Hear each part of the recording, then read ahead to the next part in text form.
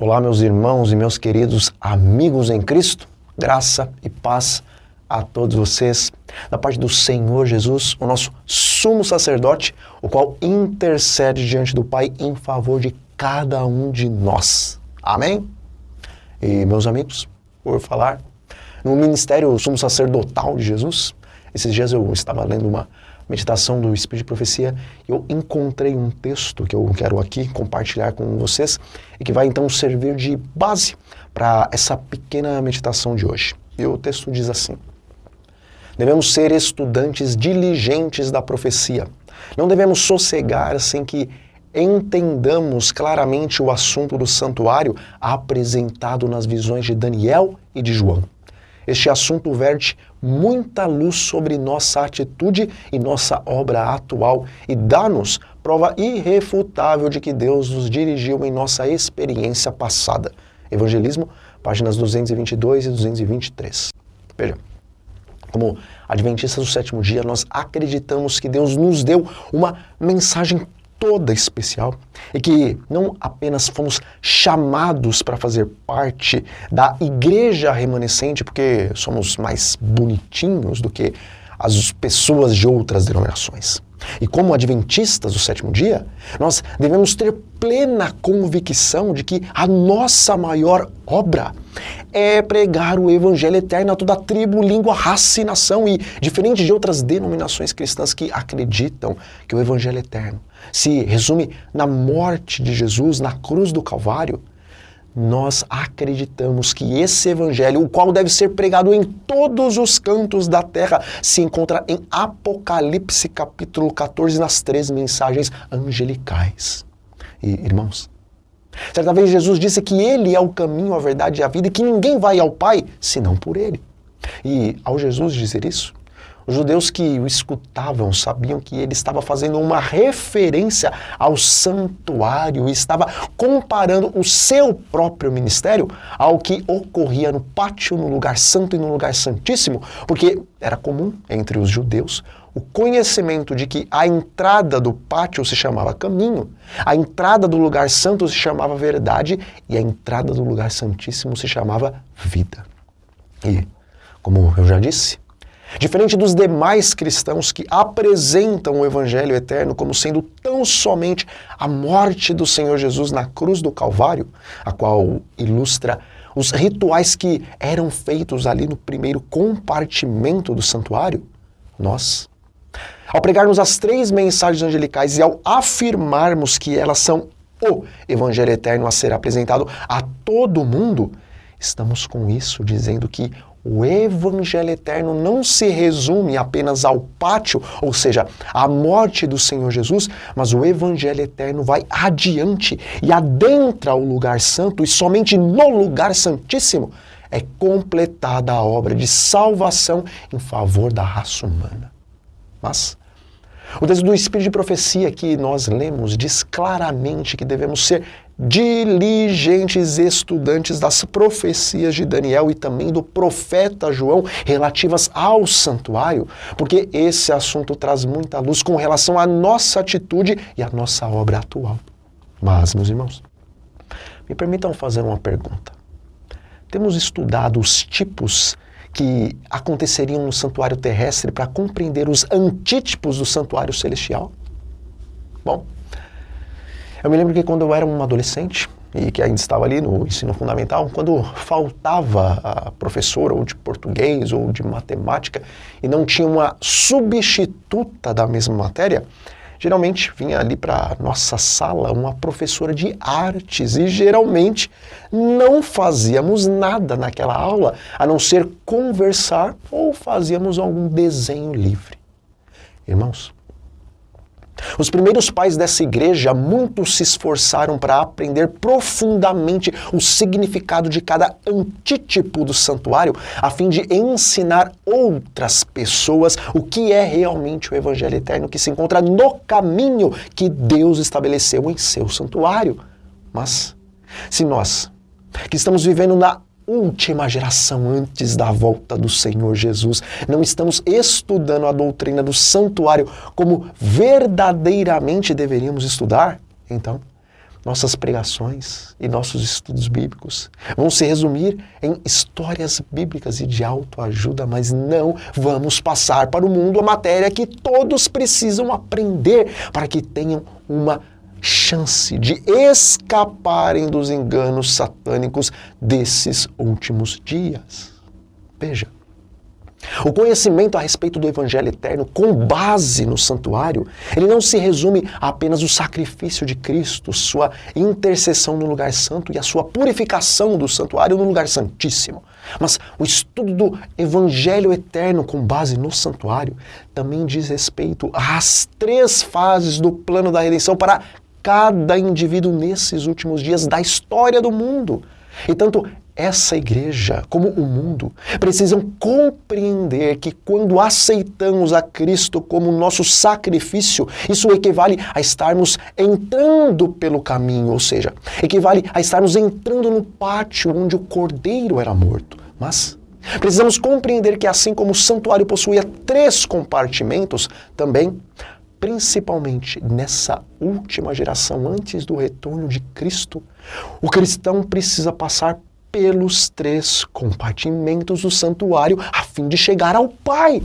E amigos, após passarmos pelo pátio, após aceitarmos o sacrifício de Cristo, o qual nos justifica, precisamos continuar no caminho que Deus estabeleceu e precisamos passar para o lugar santo, onde se encontram os pães da proposição, o altar de incenso e também o candelabro, os quais resumem o processo de santificação do cristão. E nesse processo está o estudo da palavra de Deus, que equivale a se alimentar com os pães da proposição. A constante oração intercessória em favor de nós mesmos e em favor dos perdidos, essa equivale ao altar de incenso. E o constante batismo do Espírito Santo para levar luz, a luz do Evangelho, àqueles que se encontram em trevas, isso equivale ao candelabro qual sua luz nunca se apagava. Mas aqueles que estão passando pela verdade, ou seja, pelo segundo compartimento do santuário espiritual que está ligado à santificação, nesses últimos dias, precisam também passarem do lugar santo para o lugar santíssimo, onde se encontra a lei de Deus e onde o Shekinah se manifesta.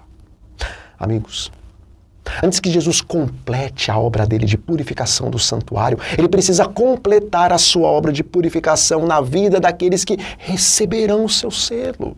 E para recebermos o selo de aprovação, a lei de Deus precisará estar escrita em nossas mentes e em nossos corações, e a glória de Deus precisa ser revelada em nosso caráter. E diz o Espírito de Profecia: sede vós, pois, perfeitos, como é perfeito o vosso Pai que está nos céus. Este mandamento é uma promessa. O plano da redenção visa o nosso completo libertamento do poder de Satanás. Cristo separa sempre do pecado a alma contrita.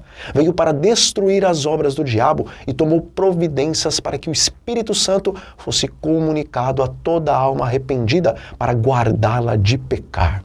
O desejado de todas as nações, página 213. Como adventistas do 7º dia e estudantes do caminho que o próprio Deus estabeleceu para a salvação em seu santuário, nós queremos que chegará um momento em que Jesus terminará a sua obra de intercessão e, como o Espírito de Profecia nos diz em História da Redenção, página 403, naquele tempo não apenas os ímpios, mas os justos terão que andar na presença de um Deus santo, ou seja, do Pai, sem que haja um intercessor entre eles e o Deus eterno. E amigos, essa é a maravilhosa verdade que o Senhor nos entregou, a qual precisamos estudar e viver para passar para aqueles que estão ouvindo e crendo em um evangelho parcial, que não entende que o caminho do Senhor se encontra em seu santuário. Portanto, não fiquemos parados no pátio como os demais cristãos, acreditando que em crer que o sangue de Cristo nos purifica dos pecados é o suficiente, pois a própria palavra do Senhor nos diz em Hebreus, capítulo 12, versículo 14, que devemos seguir a paz com todos e a santificação, pois sem essa ninguém verá a Deus. Irmãos, nós temos a paz com Deus através da obra que Jesus efetuou no pátio, ou seja, através do seu sacrifício em favor da humanidade, porque o castigo que nos traz a paz estava sobre Cristo. Contudo, o apóstolo nos diz para avançarmos para a santificação, ou seja, para o segundo compartimento deste santuário espiritual do plano da redenção, no qual estaremos sendo moldados à semelhança do Senhor Jesus através do Espírito Santo. Mas o apóstolo conclui o seu pequeno texto dizendo que é justamente após a santificação que nós vemos a Deus, ou seja, entramos no terceiro compartimento do santuário espiritual e tendo a lei de Deus escrita em nossas mentes e em nossos corações, e tendo nosso caráter completamente purificado de toda nódoa, de toda mácula, podemos passar o tempo de angústia de Jacó sem um intercessor entre nós e o Pai. E ainda assim, permanecermos irrepreensíveis e imaculados para então recebermos o toque final da imortalidade, que é a glorificação dos nossos corpos. Amigos, não minimizemos o adventismo, mas prossigamos em crer, conhecer e aplicar em nossas vidas as maravilhosas verdades que o nosso eterno Deus conferiu ao seu povo, ao seu remanescente, para esses últimos dias. Portanto, caminhemos com passos largos e firmes pela fé e adentremos o lugar santíssimo para que a lei seja imprimida em nossos lóbulos frontais. E quando isso acontecer e formos selados, então, assim como o Shekinah se manifestava acima do propiciatório, acima de onde estava a lei depositada, da mesma forma, após a lei ser imprimida de uma vez por todas em nossa mente, então o Shekinah se revelará em nossos rostos, assim como se revelou no rosto de Moisés, o servo de Deus. E ao descrever essa cena, diz o Espírito de profecia: servos de Deus, com o rosto iluminado e a resplandecer de santa consagração, apressar-se-ão de um lugar para o outro para proclamar a mensagem do céu. Por milhares de vozes em toda a extensão da terra será dada a advertência. Operar-se-ão prodígios e os doentes serão curados, e sinais e maravilhas seguirão aos crentes. O Grande Conflito, página 612. Amigos, que privilégio é conhecer essa verdade. E que privilégio é poder compartilhá-la com o mundo. Mas privilégio e honra ainda maior é poder viver no período em que a última obra do plano da redenção, com base no santuário de Deus, está sendo feita. Bom, nós vamos ficando por aqui. Que o Espírito Santo complete essa mensagem nas mentes de cada um de vocês. E muito mais do que isso, que o Espírito Santo complete a boa obra, a qual em Cristo Jesus foi iniciada na vida de cada um de nós. Amém? Então, um grande abraço a todos e até a próxima.